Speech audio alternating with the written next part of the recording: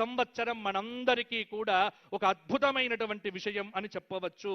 చతుర్థ సప్తమాధిపతి బుధుడు ద్వాదశంలో ఉండటం వల్ల ఒప్పందాలు, భాగస్వామ్యం, ఇతర రాష్ట్రాలతో నీటి పంపకాల వ్యవహారాలు ఇవన్నీ కూడా జాగ్రత్తగా అడుగులు వేయవలసి వస్తుంది. ద్వాదశ భావంలో బుధ రాహు కుజ ప్రభావంతో రాష్ట్రానికి ఖర్చులు అనేటువంటివి బాగా పెరుగుతాయి. తృతీయ అష్టమాధిపతి అయినటువంటి శుక్రుడు లగ్నంలో ఉచ్చస్థితిలో ఉన్నందువల్ల స్త్రీలు కాని, కళలు కాని, సంస్కృతి కాని, దేవాలయం కాని, సంక్షేమ రంగాలు కాని, చలనచిత్ర రంగం కాని, మీడియా రంగం కాని ఇవన్నిటికీ అద్భుతమైనటువంటి వృద్ధి. నేను గత సంవత్సరం కూడా చెప్పినటువంటి మాట ఏమిటి? మీడియా వాళ్లకు న్యూస్లు క్రియేట్ చేయాల్సిన పని ఉండదు. పుష్కలంగా వార్తల మీద వార్తలు, వార్తల మీద వార్తలు, ప్రతిరోజు సంచలనమే తప్పకుండా మీడియాకుంటుంది. చలనచిత్ర రంగంలో అద్భుతమైనటువంటి విజయాలు కూడా ఉంటాయి. తెలంగాణ రాష్ట్రంలో కావచ్చు, లేకపోతే భారతదేశానికి సంబంధించిన కావచ్చు, ఇద్దరు స్త్రీలకు అంతర్జాతీయ ఖ్యాతి లభించే అవకాశం కనిపిస్తుంది. ఉన్నత పదవుల్లోనైనా, ఇంట్లోనైనా, ఎక్కడైనా, ఎలాగైనా, ఏమైనా స్త్రీలకు సంబంధించిన ఆధిపత్యం సుస్పష్టంగా పెరిగే అవకాశం కలుగుతోంది. కాబట్టి మగవాళ్ళు పరాభవం కాకుండా జాగ్రత్తగా ఉండండి అని పంచాంగం చెబుతోంది. ఇక సప్తమ దశమాధిపతి గురువు లగ్నంలో ఉండటం తెలుగు రాష్ట్రాలకు చక్కటి ఒక ప్రేమతత్వంతో, ఒక ఒడంబడికతో పరిపాలన అనేటువంటిది చేయటానికి కేంద్ర ప్రభుత్వం దగ్గర నుంచి పోరాటం చేసి నిధులు సాధించేటువంటి అవకాశం కనిపిస్తూ ఉన్నది. ముఖ్యంగా భాగ్యంలో చంద్రరాహు సంయోగం, న్యాయస్థానాల యొక్క జోక్యం పరిపాలనలో విపరీతమవుతాయి. ఈ సంవత్సరం కూడా భారతదేశం మొత్తం మీద కొన్ని చట్టాల మీద బహిరంగ చర్చలనేటువంటివి, దానికి న్యాయస్థానాల యొక్క వత్తాసు కానీ ఈ సంవత్సరం మనం విరివిగా చూస్తాము. ముఖ్యంగా అంతర్జాతీయ న్యాయ వేదిక పైన భారతదేశం అనేటువంటిది తిరుగులేని ముద్రను సాధించబోతున్న సంవత్సరం. భారతదేశము ఇతర దేశాలకు పరాభవం చేసే సంవత్సరమే ఈ పరాభవ నామ సంవత్సరము. అది స్పష్టంగా ఉంది.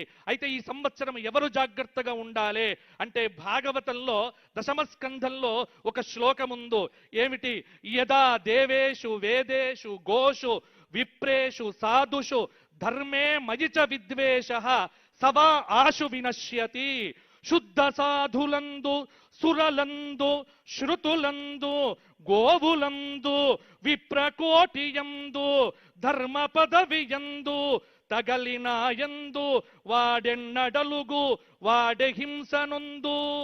మంచివారిని తిట్టడము, అలాగే దేవతల నింద, వేదాన్ని నిందించడము, గోవులను నిందించడము, బ్రాహ్మణులను నిందించడము, ధర్మాన్ని నిందించడము, ఇవన్నీ కూడా ఎవరైతే చేస్తారో వాళ్లకు హింస తప్పదో,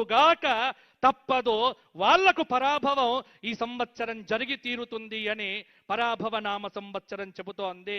అందుకే మౌనం మంచిది, ఎక్కువగా మాట్లాడొద్దు.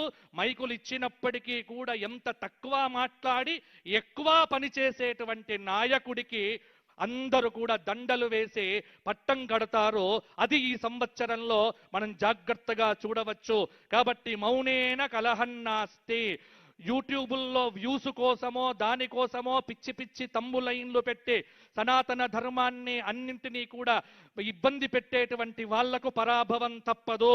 తృతీయాధిపతి రవి లాభంలో ఉచ్చస్థితిలో ఉండటం రాష్ట్రం బృందానికి బలమైన స్థిరమైన అనుకూలత అనేటువంటిది కలుగుతుంది. ఈ సంవత్సరం ఇక ఇంతసేపు చెప్పింది కాకుండా ఈ 2 నిమిషాలు ఒక్కసారి మీరు వినండి. ఇంతసేపు చెప్పినది ఒక ఎత్తు, ఇక ఇప్పుడు జాగ్రత్తగా ఉండవలసిన అంశముల గురించి నేను చెబుతా. ఇది నా స్వకీయ కల్పన కాదు, పంచాంగం చెబుతున్నది. ఈ సంవత్సరం దేశారిష్ట యోగాలు అధికంగా ఉన్నాయి, ఇబ్బందులు తప్పవు. ఏప్రిల్ 10 నుండి జూలై 4 వరకు కాలసర్ప యోగం, ప్రశాంతత తక్కువ. ఎవ్వరికి ఇంట్లో వీడికి ప్రశాంతత ఉండదు, అలాగే కలెక్టర్లకు ప్రశాంతంగా ఉండదు, పోలీసు డిపార్ట్మెంట్కు నిద్రనే ఉండదు. ప్రశాంతత అనేటువంటిది కల్తీ రంగాన్ని చూసేటువంటి వారికైతే అసలు వారు ఇంకా గట్టి ప్రయత్నం చెయ్యాలి. కల్తీలు రాజ్యమేలుతాయి. కల్తీ అనేటువంటిది ప్రతి చోట వస్తుంది. అది నివారించవలసిన బాధ్యత ఖచ్చితంగా ప్రభుత్వం మీద ఉంటుంది. ఇక ఈసారి ఎండలు 50 డిగ్రీలు అనేటువంటిది కామన్ థింగ్ గా మారిపోతుంది.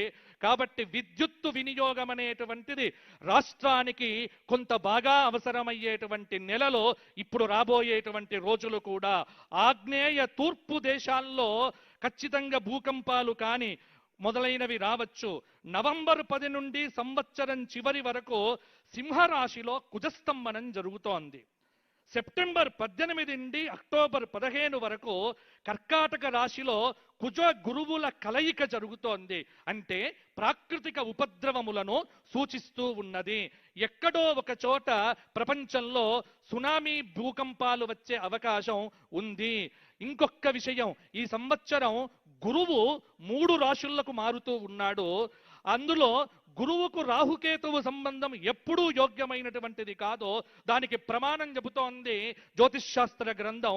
గురునా సారినావాపి రాహుయుక్తే ధవాషికి యోగశ్చండాలనయోయం రాజా రాష్ట్ర వినాశనం. ఈ అవయోగం అనేటువంటిది సింహ గురువుతో రాహుకాల సంయోగం చేసి 31 అక్టోబర్ నుండి 6 డిసెంబర్ వరకు, జనవరి 25 నుండి జూన్ 26 వరకు గురుచండాల యోగం.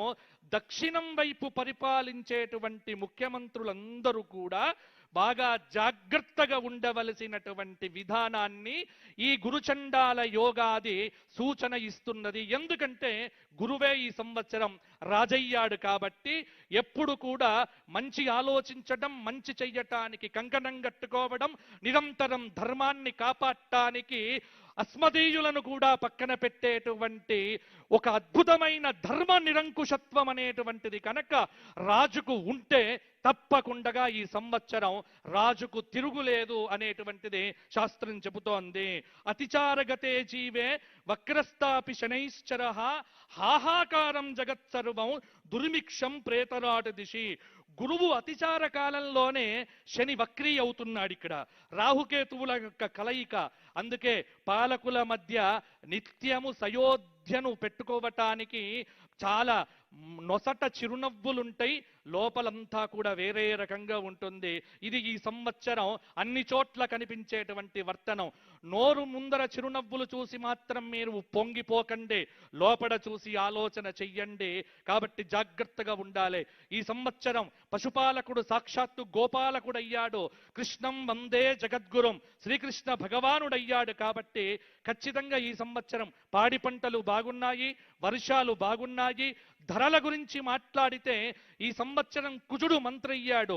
ఎక్కడ లేకున్నా తెలంగాణలో అద్భుతంగా హైదరాబాదుకు ఈ సంవత్సరం రియల్ ఎస్టేట్ అనేటువంటిది గత సంవత్సరం కంటే మెరుగు కాబోతోంది. భూమికి సంబంధించినటువంటి కొంత అభివృద్ధి అనేటువంటిది ఈ సంవత్సరం